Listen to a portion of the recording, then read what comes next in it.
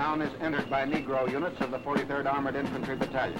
I was a proud man. I was so happy that I was participating in the greatest war in history, but I still couldn't understand this segregation. Oh, beautiful, for heroes proved in liberating strife. Many of us felt we never would get a chance to really fight. Who more than self, our country loved, and mercy more than life. I couldn't go in, which I didn't realize at that time was because of the color of my skin. America, America, make God thy gold refine.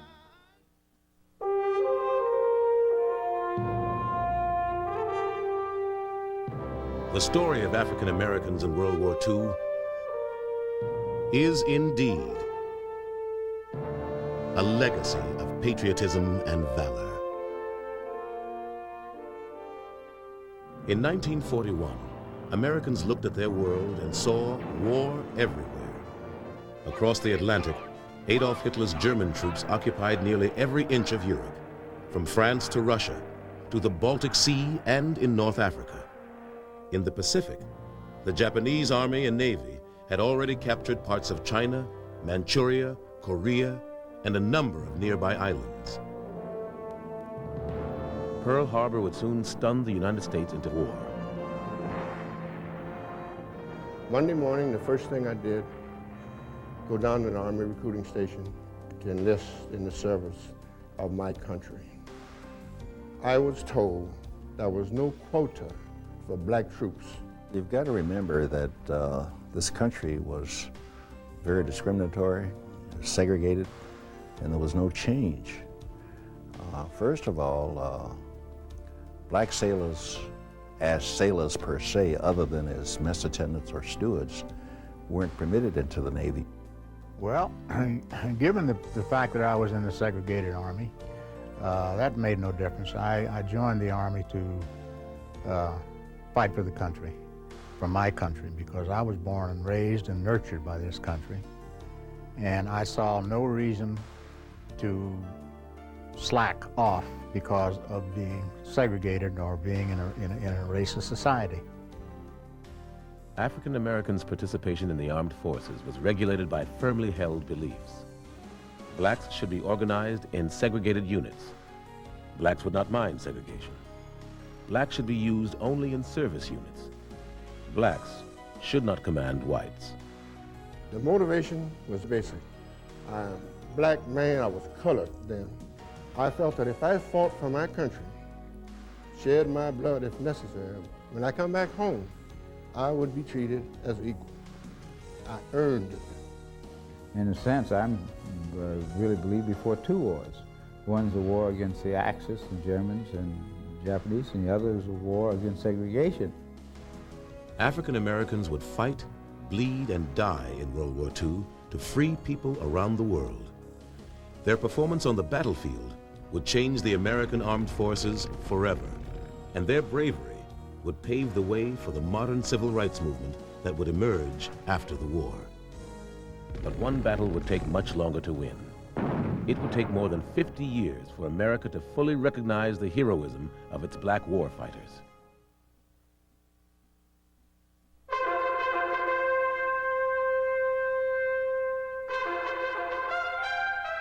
More than 50 years ago, an unspeakable tyranny threatened the world's freedom, and men and women in overwhelming numbers answered the call to arms. Millions of these were Americans, and many of these Americans were black. In the Second World War, more than 1 million African-American men and women served on land, at sea, and in the air. They served also to ensure that the freedom for which they fought abroad could not be denied at home. The program you're about to see is a chronicle of their service. In no way can it measure up to the determination and patriotism of these extraordinary men and women. for the struggle stands as a model of courage and character. As you watch the scenes unfold, you will get a glimpse of a magnificent, heart-rending effort for freedom and justice. Today, the triumphs of these African-American men and women in war and at home are a lasting legacy for every soldier, sailor, airman, Marine, Coast Guardsman, and Merchant Marine who served in World War II. But even more, what they gave, what they suffered, and what they accomplished is a shining example to free men and women everywhere.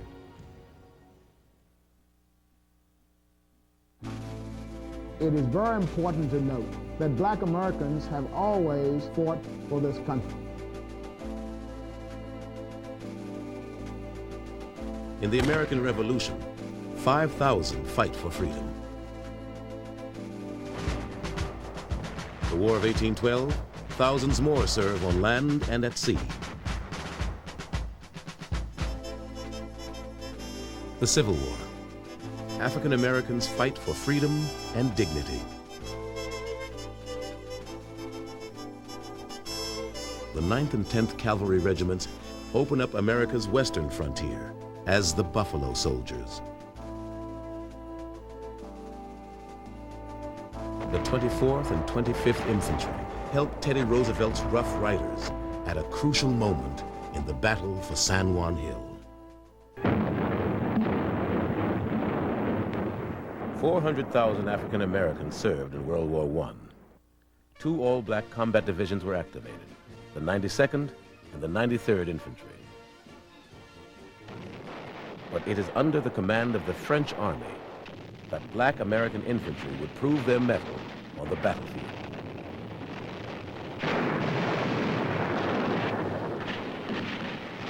For their bravery, France awards black soldiers its highest medal, the Croix de Guerre, and the United States awards black soldiers from both units the Distinguished Service Cross. Despite their bravery, the number of black soldiers in the Army are severely reduced during the period between World War I and World War II. In 1940, there were only 4,451 African Americans in the United States Army. 5 were commissioned officers and 11 warrant officers. The rest were enlisted men, mostly in service and supply units. There were no black Marines and only a few mess stewards in the Navy and Coast Guard.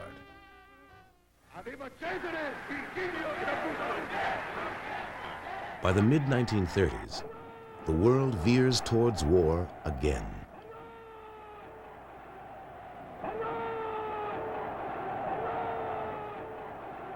African Americans still must fight for the right to do their part. At West Point, the Army's military academy, the color barrier remains difficult to crack. Benjamin O. Davis, Jr. graduates from West Point in 1936. He is the first African American to graduate from the Point in the 20th century. Not one social word was spoken to Davis in his 4 years at West Point. The Reserve Officer Training Corps, ROTC, allows some African American college students to become officers. Meanwhile, African American organizations and newspapers petitioned President Franklin D. Roosevelt and his administration for dignity and equality in the armed forces. There is a grave apprehension among Negroes lest the existing inadequate representation and training of colored persons may lead to the creation of labor battalions and other forms of discrimination against them in the event of war. September 1940, Congress passes the Selective Service and Training Act. The first number is serial number 158. It promises that black Americans will be represented in the armed forces in proportion to the general population. PFC, the CPL, SGT, the LT, CP, the OD, the MP makes you do cappy. It's a G.I. jive, man. But the Marine Corps isn't accepting blacks. The Army Air Corps isn't accepting blacks. The Navy is, but only as mess attendants. The Army takes African Americans, but only as replacements for its all-black units. On the home front, blacks face discrimination in the expanding defense industry. African American organizations continue to protest. A. Philip Randolph sets a July 1st date for a march on Washington. To stop the march, President Roosevelt offers a compromise. He issues Executive Order 8802, which establishes the President's Committee on Fair Employment Practices. The order promises to end discrimination at factories producing for the national defense. 6 months later, the United States enters World War II. December 7, 1941, a date which will live in infamy. The V for victory becomes the double V for black Americans. Victory over fascism, victory over racism at home. The double V becomes a rallying cry for African American participation in America's armed forces and on the home front. Someday he'll come along. From black entertainers joining the war bond campaign rallies, to farm workers, to workers on the assembly line, African Americans help boost morale and supply America's armed forces. I'll do my best. We did what we did because we were there and we had to do it. You had over 50,000 black soldiers, and they were from the port of embarkation, where all the goods come in, all the way up into the jungles, which is where we were. Early in the war, African American troops are sent to remote corners of the world to build roads and airstrips for future battles. One of the war's most formidable construction projects is the Lido Road. Running from Lido, Assam in India to Kunming, China, over the Himalayas and through the jungles, the Lido Road will be more than 1,000 miles long.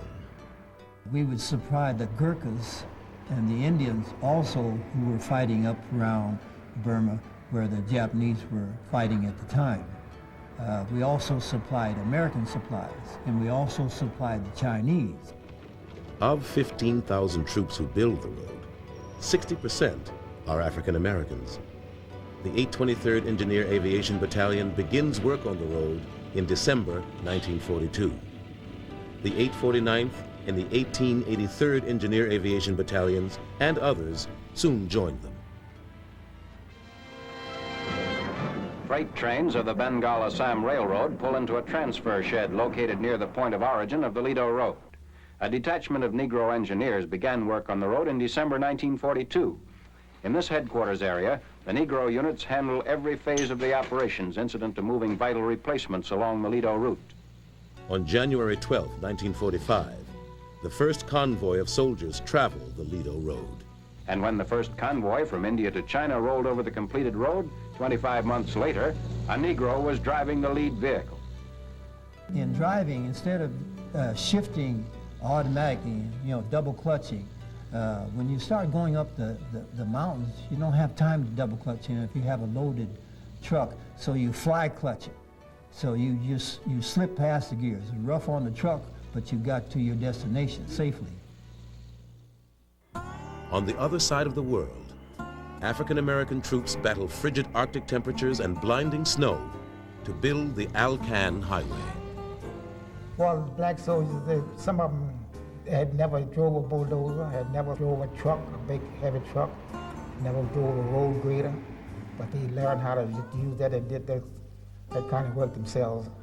We wasn't taught to do none of that kind of work. The terrain was very rough, it was unstable, it would vibrate, which made it rather difficult for the bulldozers. The temperatures varied anywhere from 32 below zero down to 65 below zero. Bulldozers would freeze to the ground, trucks would freeze to the ground, and then once you cut the motor off, you couldn't get any of them started. On the Alaskan Highway, the black troops were housed in pyramidal cloth tents. while the white soldiers were in mason huts and housed in some of the army bases. What protected the black soldiers inside of the tent, the frost was about an inch thick, which acted as insulation. From April 1942 until July 1943, black soldiers work on the 1,600-mile highway that will link Alaska, Canada, and the United States to supply Allied forces. It was a great accomplishment. It's a great feat, and some compare it with building the Panama Canal. Planes for Russia at Fairbanks, Alaska. The first Russia-bound planes Through a Lend-Lease program, the United States got 8,000 planes to Russia by way of the Alaskan highway. African American soldiers also build airfields that paved the way for the liberation of Europe. Hard work, sweat, and tears. And the thing was this: you don't go home until you finish this line. The quicker you get it finished, then you go home. The Tuskegee experiment was designed to fail. I was not going to fail. The officer in charge told me, he says, well, we don't have any colored in the military Army Air Corps. There are other places for you, and we will not have any.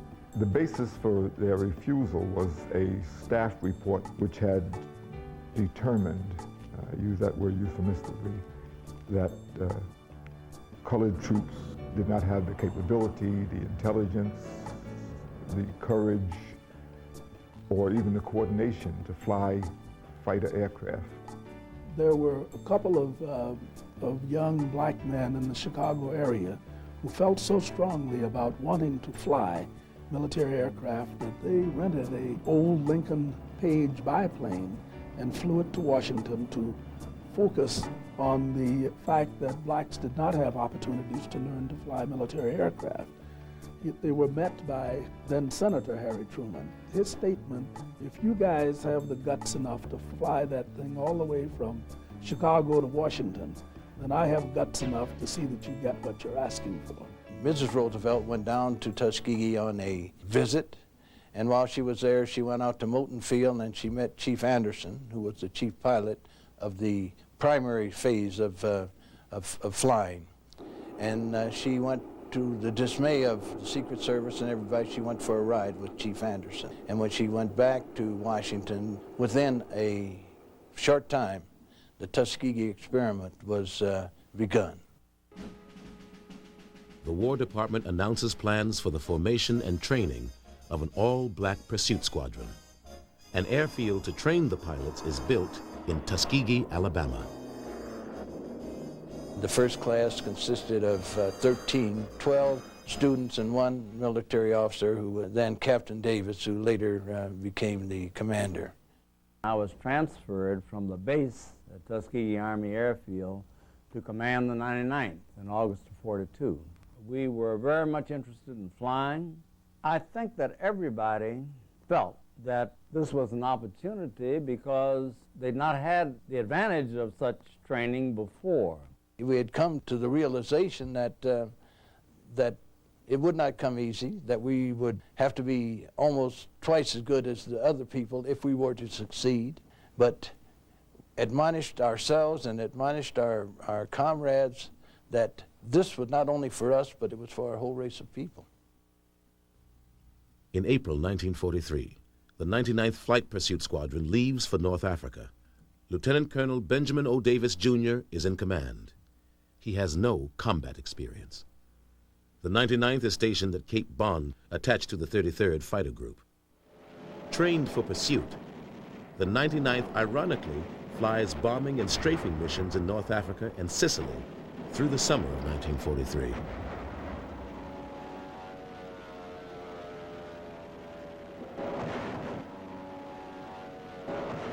And they had great problems in 1943 because the commander of the 33rd Group was an avowed segregationist, and he did everything he could to keep the unit segregated. They were on a different part of the airfield. They weren't invited to join the officers' club on his part of the airfield. They were kept segregated in every way, shape, or form. Probably the worst thing that the commander did to them is that in their first combat missions, he didn't allow a veteran pilot to lead them into combat. In September 1943, the lack of significant fighter engagements endangers the 99th's continued existence. Davis is ordered back to the States to defend the 99th's record. General Davis, then Lieutenant Colonel Davis, had to fight very hard to keep the unit flying. The Air Force recommendation, the Army Air Corps recommendation, was to abandon the 99th and to stop the training of the 332nd, which is in training at Selfridge Army Airfield at that time. Lieutenant Colonel Davis's defense keeps the Tuskegee Airmen flying. With huge losses mounting for the 15th Air Force, the 332nd Fighter Group moved to Ramatelli, Italy in April 1944 to begin bomber escort duty. Davis snapped at the opportunity. He had been flying a very obsolete airplane, the P-39 Airacobra. He was given initially the P-47 for about a month, and then the P-51. Just about every day we were flying top cover for bombers, protecting the bombers from enemy fighters. Now the bombers, they have to fly straight and level at a certain speed so that the bombardier can make sure that the bombs fall where they're supposed to. We flew around all the smoke to pick them up at the other end. And it's a sad commentary when you see those guys coming in there flying like bugs and you can see them explode. On mission after mission, bomber crews looked to the 332nd's Red Tail fighter escort for protection. You would stay with the bombers because that was your primary job, because when the fighters went running off chasing other fighters, fighting German fighters, then new German fighters would come in and there the bombers would be all by themselves. The 332nd never lost a bomber to an enemy fighter in 200 missions stretching from May of 44 to April of 45. That is a unique record. No white unit, and all the rest of them were white, that stayed in the hunt as long as they did, could make that claim. One of the Army's best kept secrets was that there was a black fighter group. We had no idea that the Red Tails, who had given us the finest escort and whose escort we preferred, were black pilots. Not an idea in the world. The Tuskegee Airmen were a bunch of very courageous, able, intelligent, aggressive young African Americans who were not going to be stopped by anything, and we were some damn good pilots. There was just a feeling of patriotism and a feeling that everyone wanted to help out in the war effort. African American women also answered the call to service. From Europe to North Africa to New Guinea and here at home, they serve and work to win the war. In April 1941, the Army Nurse Corps has 48 African American nurses. By 1944, there will be 220 black Army nurses. African American females in the Women's Army Corps, or WACs, also have an uphill battle to serve their country. Charity Adams commanded the 688 Central Postal Directory Battalion. The white WACs had been serving overseas for almost 2 years by this time, but for some reason the usual black troops may make trouble, or blacks can't do what others are doing and whatnot. Overseas commanders did not want black women to come over. I guess if there is anything that I remember about the Second World War, it was the fact that I was a member of the 688 Central Postal Directory. It was the first and the only battalion of black women to serve overseas during the Second World War. And I am very, very proud of that.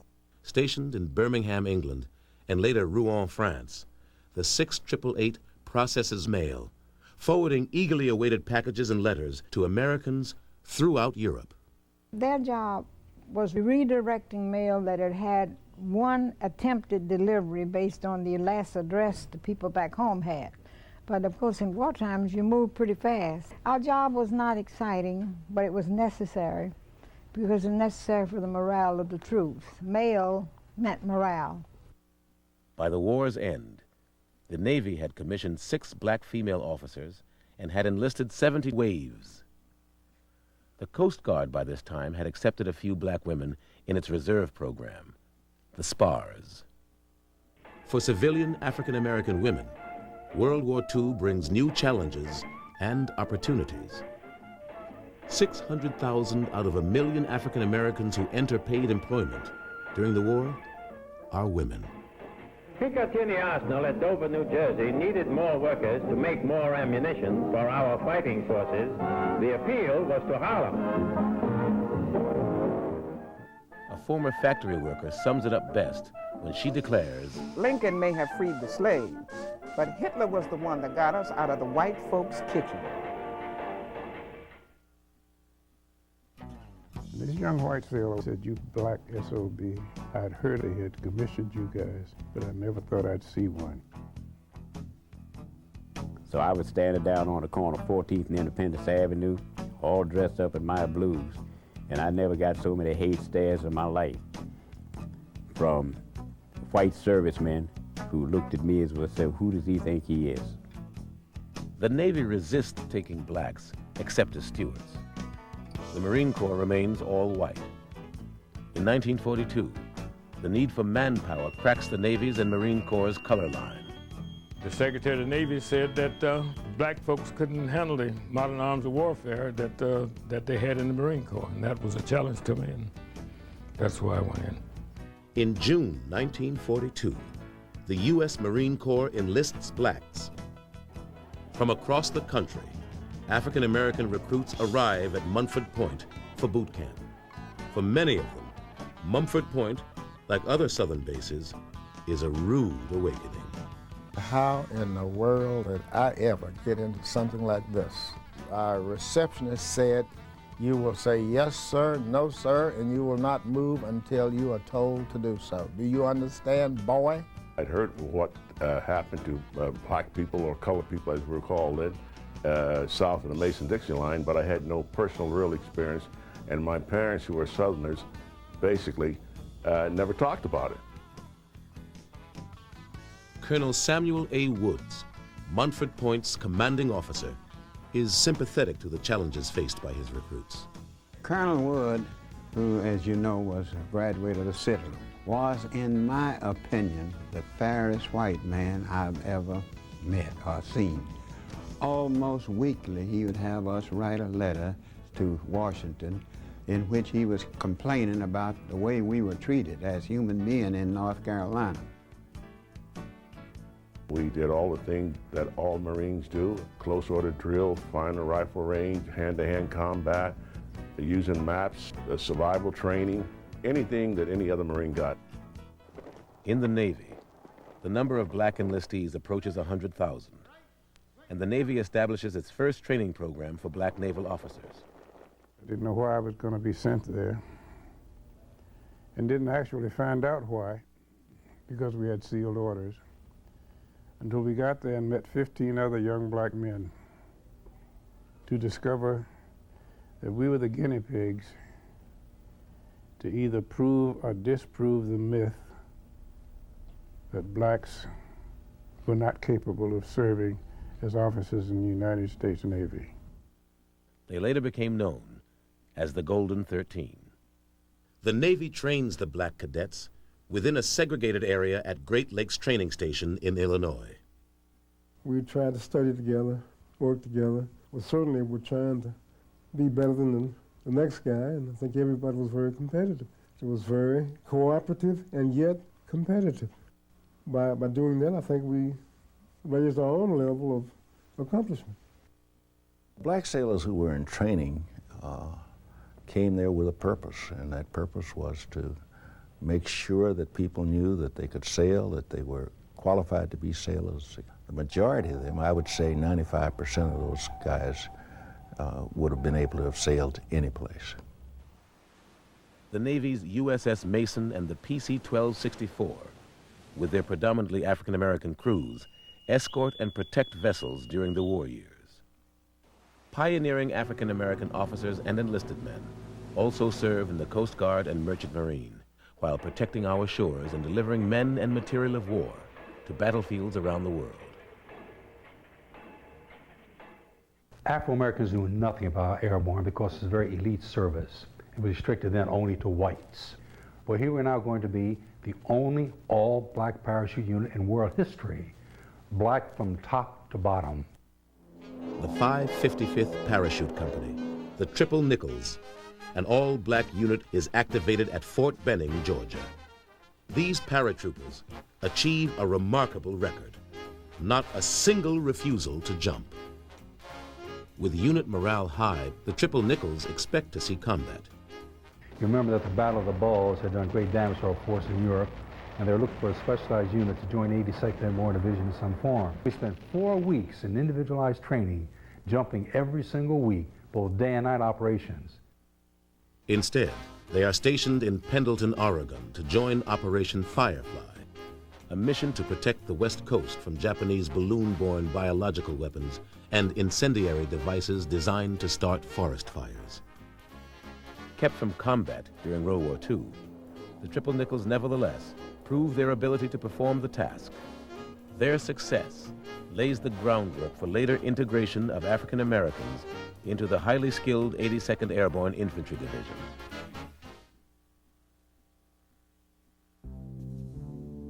It was one big noisy mess. Spring 1944. Allied forces gather in England for the largest amphibious invasion in history. African-American troops are part of the operation that will liberate Europe. Quartermaster units rush troops to the docks and load precious supplies. Their support is critical to the pending invasion. June 6th, 1944. Normandy, France. D-Day. The invasion begins.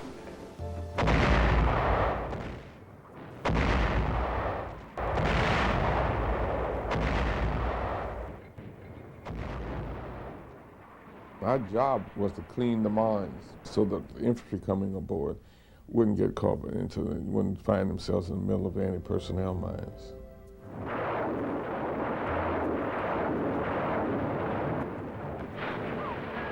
At Omaha Beach, black soldiers of the 320th Anti-Aircraft Balloon Battalion release barrage balloons to protect the Allied troops and ships.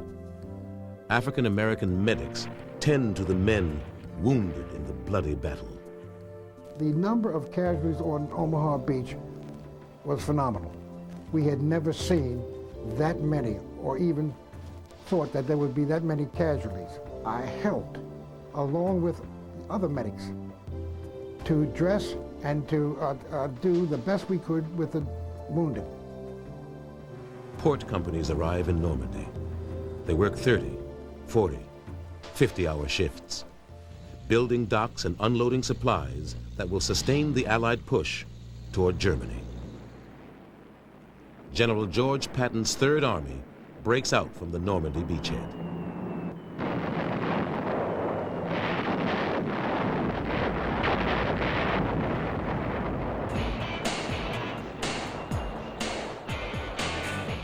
To supply Patton's troops in their dash across France, the Transportation Corps establishes the Red Ball Express. Nearly 70% of the soldiers who man this massive effort are African American. The 469th Quartermaster Unit is in charge of 30 truck companies. They deliver food, ammunition, and fuel to the troops, and transport prisoners and casualties to the rear area. These unsung heroes of the road live up to their motto: keep 'em rolling, keep 'em supplied, keep 'em smiling. During World War II, the Red Ball, they constantly was going all the time. No stopping, always on call, any time of day or night. The Red Ball Express carries 8,000 tons a day for 4 months. From August to November, they will haul more than 400,000 tons of supplies. By the end of 1944, nearly 480,000 African Americans are serving overseas. In World War II, the African American experience At times it was not nice. I was quite frustrated with what was going on. We had to keep our thoughts and our minds on the big picture instead of worrying about segregation. The regiment really was not as well equipped and as well trained as it should have been. 92nd Division was named for the Buffalo soldiers of the 9th and 10th Cavalry. The 92nd Infantry Division is reactivated in 1942. Only 20 years after they had carried their battle flag into World War I, the proud 92nd would fight racism, in training and on the battlefield. We were victims of being sent to locations where Negroes couldn't do any harm to cities they were stationed near. Segregationist army policies and white citizen protests make it difficult to find places to station all-black units. With the all-black 93rd Infantry Division stationed at Fort Huachuca, Arizona, no other single post is available for the 92nd. When the 93rd ships out to the Pacific in 1943, Fort Huachuca opens for the 92nd. White commanders of black units were Southern selected officers. And I found personally, and other black men found personally, that men who were generally not from the South were more considerate toward us, more respectful toward us. And we enjoyed serving under them more so than from under the white Southern officers. Well, the general feeling of the white leadership in the units that I was in, I'm speaking of my own self personally, that they didn't think very much of us. They didn't think we had the intelligence to even pull the trigger and shoot straight. Army practice kept white officers from serving in units where they were junior in rank to any black officers. This created tensions in the 92nd. This practice limited the use of black officers and, more importantly, restricted their rank. I was angry. It made me feel very, very angry. The fact that my intelligence was insulted every time that I would make a suggestion on a tactic. The black officers were never given any latitude in any command situation at all. I was downgraded because I was black. The 92nd is commanded by Southerner Major General Edward M. Allman. It is in a climate of racial mistrust that the 92nd trained for combat. Brigadier General Benjamin O. Davis Sr., on an inspection tour, noted that Major General Allman had overlooked the human element in training, with no thought to establishing racial understanding. My combat team was one of 3 combat teams in the 92nd Infantry Division. We were informed after maneuvers by the division commander that the 370th Infantry Combat Team would prepare for overseas movement. We were going overseas, so we were just going overseas. And we didn't know where we were going. We went into combat with the 5th Army, who Mark Clark commanded. We were attached to the 1st Armored Division. The 370th Infantry and the 598th Field Artillery, made combat ready with the best soldiers from the division, deployed to Italy. They joined Allied forces fighting along the Gothic line, stretching from north of Massa eastward to Bologna.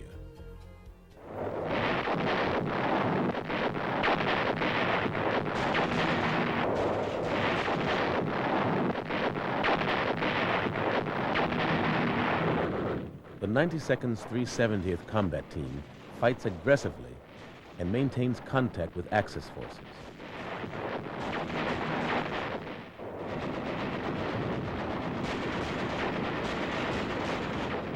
After 6 weeks of Allied success, the Axis forces withdraw into the Rommel-designed Gothic line. The German soldiers in Italy were seasoned soldiers. They had come from another front. Namely, I think most of them came from southern France. They knew what they were doing. When you ran up against a bunch of them, you knew you were in a fight. The rest of the division arrives in late October and November and goes into the line.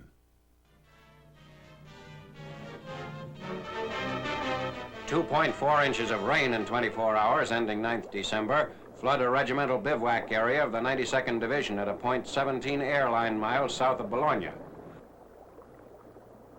A field artillery battalion improvises a ferry to carry ammunition to a stranded battery across the swollen stream.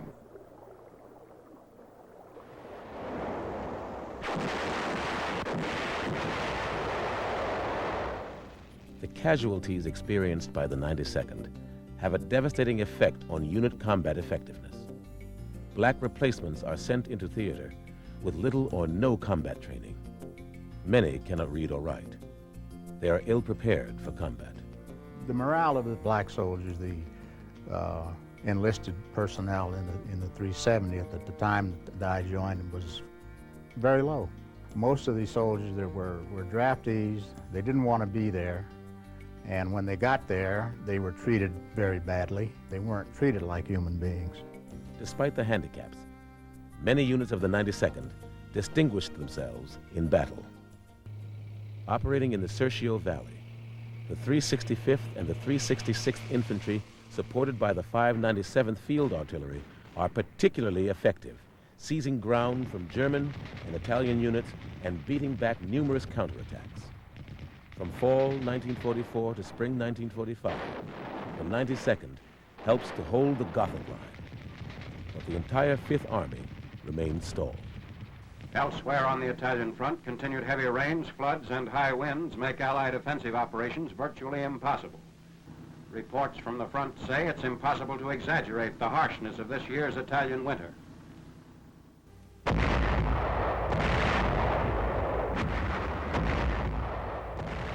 In April, the Fifth Army begins its final drive through the Gothic line. There have been changes. The 92nd is reorganized as an integrated force. Attached are the famed Japanese-American 442nd and the white 473rd Infantry, along with the black 370th. They roll up the western Italian coast, liberating the ports of Massa and Genoa. Many African Americans distinguished themselves in the Italian campaign, but received little recognition. There was a definite program afoot to suppress acts of bravery or acts of heroism on the part of the black soldier. I never heard any stories or any comments concerning bravery by black soldiers from any of the white officers. And every time we turned around, we would hear about acts of bravery of the white soldiers. For the 92nd, World War II ends on April 30th, 1945, when German and Italian troops they had fought since August surrender. Most of them were excited. They felt as though they were going to get a chance to see some action. Under the leadership of General MacArthur and Admiral Nimitz, Allied forces undertook the island-hopping campaign that led to the Japanese homeland. Black troops are in the thick of the ferocious fighting. The first African-American unit to engage the enemy in ground combat was the 1st Battalion of the 24th Infantry, fighting on Bougainville.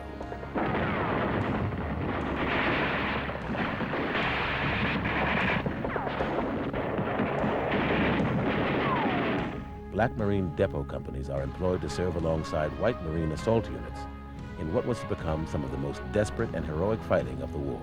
A depot company was more or less like a utility company. So a utility company could be used in any capacity, even in frontline combat, because when the Marines went on Tarawa, something like 1,000 people got killed in 3 days fight. I think they lost approximately 4,000 on Iwo Jima. They lost thousands on Okinawa. When you're on that beachhead and they're dropping those mortars and artillery shells on you, that's about as much frontline combat as you can get in. Marine ammunition companies are on the beach in the invasion of the Marianas, carrying ammo to the front lines and building supply dumps. African-American Seabees perform much-needed construction projects on the far-flung islands of the Pacific, including Guadalcanal, New Caledonia, and New Georgia. The invasion of Iwo Jima depends on the ducks, the amphibious vehicles manned by African-American Army operators. They bring 105mm howitzers ashore. I came off there with my amphibious duck loaded with a 105 Hauser and 7 Marines. On the radio, but don't come in on Red Beach, it was too hot, come in on Green. The water was real rough because, you know, you gotta have training to know how to drive that duck on when the water is rough and your ramp is coming up and down. Well, I tell you, I was scared going in and I was scared coming back. All that fall over top and you don't know what's gonna hit you. On shore, Black Marines face a nightmare of enemy fire with the invasion force. I hit Iwo Jima with the 34th Marine Depot Company about D+3. This was the night of D+3. And they put me and a few other Black Marines up to hold that line. Well, it was kind of scary. Of course, I wasn't afraid because perhaps I didn't have sense enough to be afraid. I always felt that anything horrible happening would happen to somebody else, not me.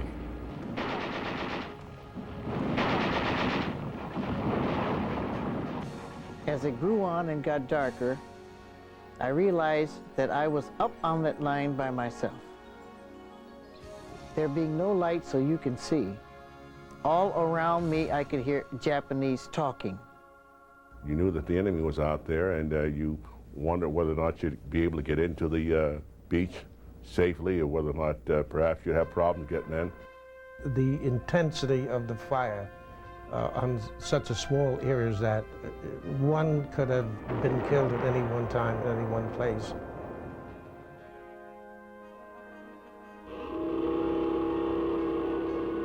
Black sailors will also set a standard for valor in the Pacific. Aboard the battleship West Virginia at Pearl Harbor, Navy messman Dory Miller mans an anti-aircraft gun and engages attacking Japanese planes. Miller will go down with his ship, the Liscum Bay, later in the war. Another messman, Alonzo Swan, shoots down kamikaze planes diving toward his ship, the USS Intrepid. In all, 4 black sailors are awarded the Navy's second highest honor, the Navy Cross. Swan will wait 50 years to receive his medal. The legacy of Swan and Miller is continued during the invasion of Okinawa, as black naval gunners helped destroy the horde of attacking kamikaze planes intent on destroying the fleet. The Japanese sent suicide planes to land on Okinawa. We saw Japanese planes trying to dive into the ships, but the Navy gunners blew them up in midair. Most pride, I think, is having put your life on your line for your country. The feeling then was that you would have lost your life for a good reason, a good purpose. I'm proud to have been a Marine, and you'll find most black Marines think the same way that I do. If this country ever went to war, I wanted to be a definite part of that war. Word came out that they wanted volunteers, colored troops they call us in, to volunteer to fight in white units as an integrated unit. I was told it would be integrated. We got ridiculed quite a bit by a lot of combat troops that came over. We went overseas earlier in the war to help build the airports and so forth for the 8th and 9th Air Forces. And after they got there, we were constantly ridiculed as, you know, as they ridiculed blacks at that time. I liked action. That outfit didn't have enough action for me. I was in the Army and I want to see some action. By December 1944, the Army faces a dangerous shortage. Few white combat replacement troops are left in the European theater.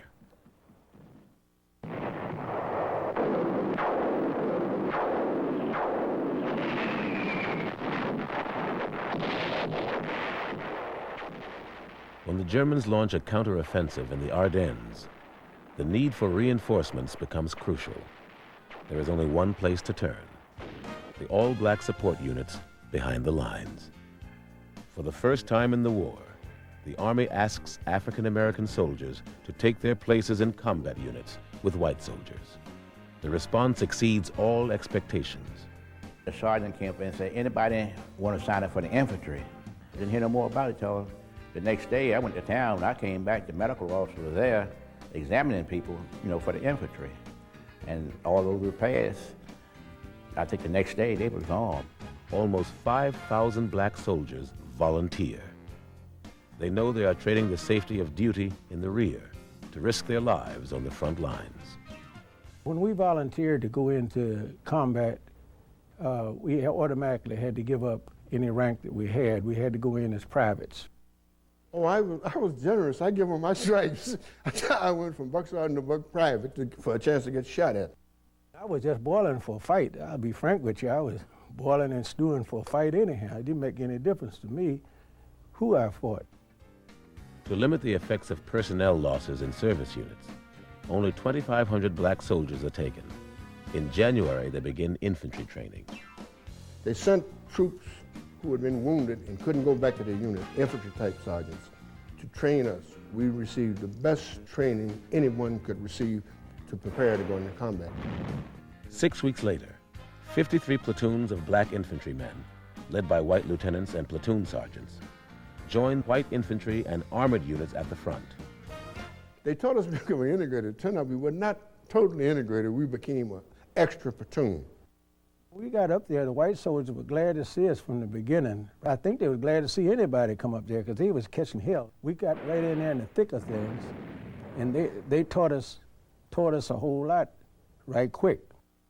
Our first initial firefight was interesting. The colonel came up, and we had to take this little town.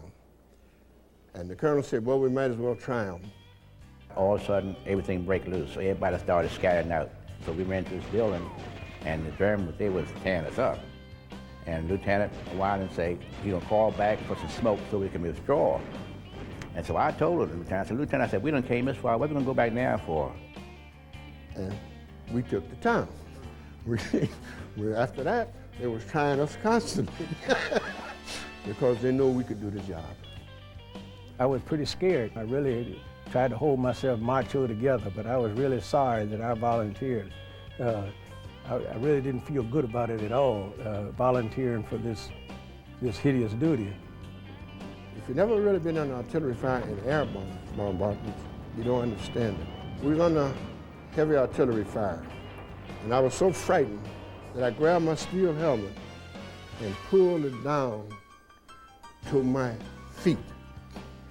Now, this sounds stupid. I know you can't do that, but that is what fear will do to you.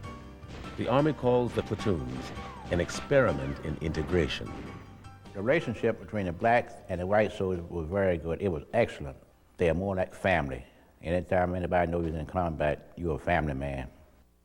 When the war in Europe is over, the theater commander tells the black infantrymen that integration is over. Some return home. Others go back to segregated units. All of a sudden, one morning, they came up with a truck and picked us up with black soldiers up and carried us on back down into France and assigned us to a black outfit.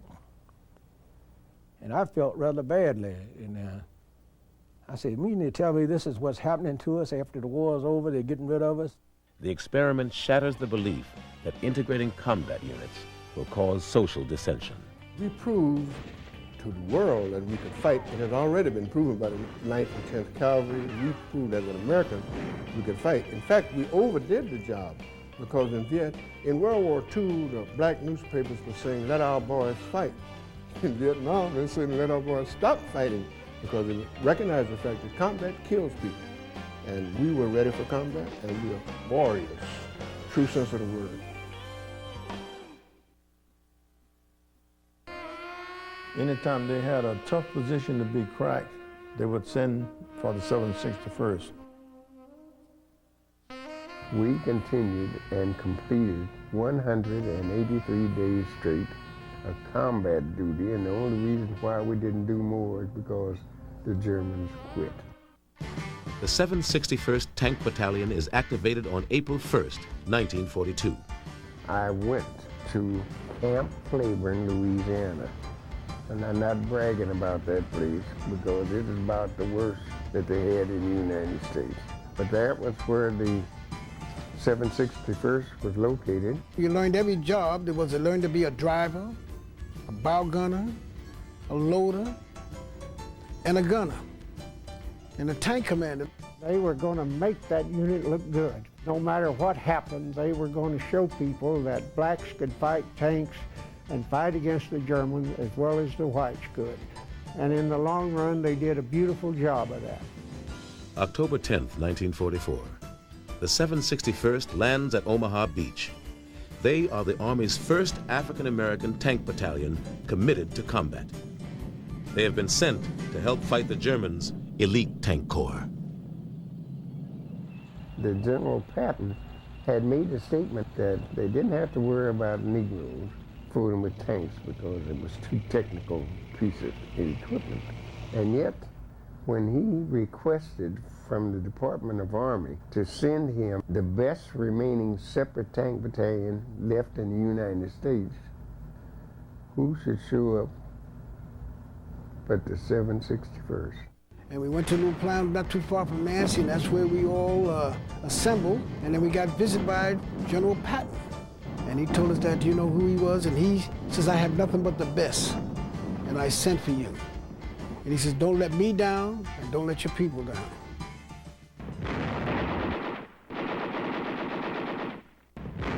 We were pinned down, buttoned down in these tanks. The first battle around Chateauveau and Chateau Saline. And we had a hell of a battle there.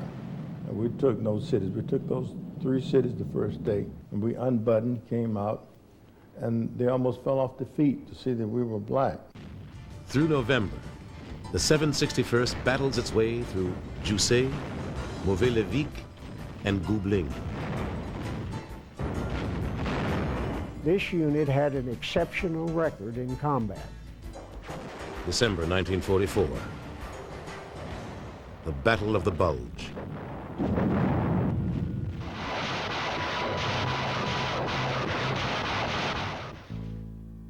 At Bastogne, surrounded by Germans, the 101st Airborne fights for survival. To relieve the 101st, Patton rushes elements of his 3rd Army north. Serving in support, the 761st blasts its way from the Sarre River on December 24th, north to Neufchâteau, Belgium, where they arrive on the 30th. We were truly nervous in Bastogne because behind every tree there was a dead soldier. Enemy or yours? There were groups of American GIs massacred by the Camp Group Piper. 11 black soldiers from the 333rd Field Artillery Battalion. When the bodies were recovered and it was discovered that they had been mutilated, they had bashed some of their skulls in with rifle butts, gouged their eyes out with bayonets. We never fought as one unit together. They just split us all over the place. And I think that even confused the Germans, because I guess when everywhere they looked, they saw black tankers. I guess they thought it was a whole bunch of us, but only was about 700 of us, see? But they didn't know that. We had the speed and the 360-degree traversing of the turrets, which the German tanks, they had to turn the whole tank to operate or fire on you. We could be traveling across 30, 35 miles an hour, and that turret was revolving 360 degrees where you just keep firing as you go. And that's just how we were able to either outflank them or get into a hull defilade position and knock them out. After the Battle of the Bulge, units of the 761st go on to fight in Belgium at Bonneroux, Raisogne, Tillet, and Pirompi. In Luxembourg, at Steinbach. In Highland at Jabec, End, and Erling. On March 3rd, the 761st Tank Battalion enters Germany. They reconstituted a task force and called it Task Force Rhine, and we tankers were given command of the operation. This was the outstanding and one total operation involving all of the battalion, and we broke a hole through the Maginot Line, through the Siegfried Line, into the Rhine Plain. An entire armored division of the 7th Army poured through that hole and went all the way to the Rhine with no opposition whatsoever. My men were magnificent. The 761st captures 3,000 enemy troops and expends 50 tons of ammunition during Task Force Rhine operations. Attached again to 3rd Army, the 761st spearheads Patton's drive through Germany to Austria. What used to surprise me, I wondered, why did we pass all of these tanks pull over to the side? A division, and here come the 761st, beat up, tired, tank battalion to go in and lead the way. On their journey through Germany, the 761st witnessed the horrors of war. 761st was assigned to the 71st Infantry Division at the time that this division liberated camp near Wels, Austria. The name of the camp was Gunskirchenlager, and it was one of the smaller refugee camps or concentration camps. The 761st meets the Soviet Union's first Ukrainian front on May 6th at the Inns River. Now, my husband has had lots of troops since then, but whenever he talks of soldiers, whenever he talks of fine soldiers, of good soldiers, he talks about his soldiers, who are the men of the 761st. We had a chance to prove that the black man could be a good warrior. Well, the impact of awarding me the Medal of Honor, to my thinking, is that somebody wants to salve their conscience. It should have been done at the time that these awards were made, the Distinguished Service Cross, at the time the men did these heroic acts. But it was a time of complication. It was a time of trouble between the races. We were a very different society in that time. For more than 50 years following World War II, no African Americans are awarded the Medal of Honor for actions performed during the war. The Medal of Honor is very specific. You don't have to just be brave. You got to do it above and beyond the call of duty. All hell broke loose, and we were just trying to keep them from coming down here further. And that's where we had a young lieutenant by the name of John Fox, who was up on Simon Catalina.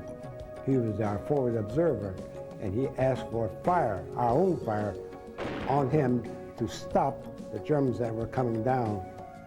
Well, it ought to make the country look a little more closely at what was done by the black soldiers, what was done to the black soldiers. It ought to shed some light in a dark corner of our closet. Sergeant Reuben Rivers, he was the point man for Company A. He led the way coming into Dublin. His tank hit a landmine and it split his leg from his knee cap all the way up his leg. The medics, they said, man, this is $1 million wound. So that meant you can go back home. You're out of the war, it's over for you. And he said, no. He said, they need me here. And the next day, when we had to move out, and Captain William, he gave us an order, said, be careful when you go over this hill. And as we were doing this, my tank commander, Westerson, they told him, back out, Rivers, back out, back out, back out. Tigers are down there, don't you see them? He said, yes, I see them, but I'm going to engage them. And he did. By that time, big white flash hit up by the tank commander's side, and he got killed. It's very important that it be done now while their comrades, the guys who fought alongside them in World War II, are still alive, because the honor and the glory of it reflects on all of them. The Company C was given the mission to break through the German lines to get to an objective called Castle Ettenalfi. We broke through, and when we broke through, they didn't, the Germans did not know we were there. During the action of breaking through the lines, we neutralized 3 machine gun nests, a couple of dugouts. We cut numerous communication lines. In May 1996, the Pentagon forwards the names of 7 soldiers to the White House, recommending them for the Medal of Honor for their heroic actions in World War II. There were 1,200,000 black Americans in uniform in World War II, and this is an important symbolic act. But I don't think there's any way in this day and time that you can adequately recognize all that they contributed and all that was denied them in terms of medals and honors and promotions. These sort of things, there's no way that you can balance the books entirely at this remove. We're half a century down the road. All you can do is this symbolic act and give to them some glory, some honor. They earned that, and it's long overdue. If you serve your country, you deserve to be served. It really makes me feel sad that we did our job, we fought, but we weren't appreciated.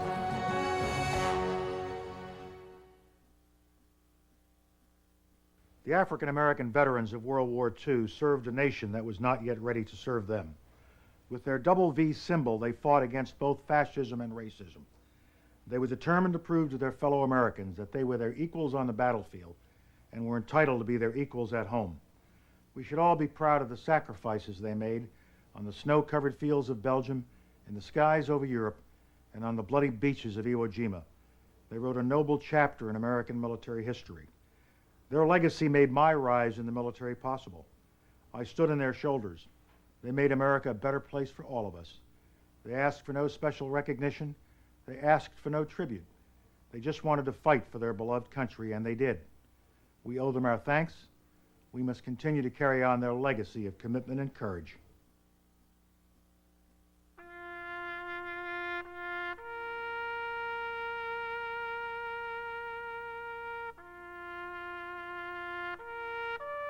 First Lieutenant Vernon Baker, 92nd Infantry Division. First Lieutenant John Fox, 92nd Infantry Division. First Lieutenant Charles L. Thomas, 614th Tank Destroyer Battalion. Staff Sergeant Edward A. Carter, 12th Armored Division. Staff Sergeant Reuben Rivers, 761st Tank Battalion. Private First Class Willie F. James, Jr., 104th Infantry Division. Private George Watson, 29th Quartermaster. Now and forever, the truth will be known about these African Americans who gave so much that the rest of us might be free. A purple mountain majesties above the fruited plain. Well, now wait a minute.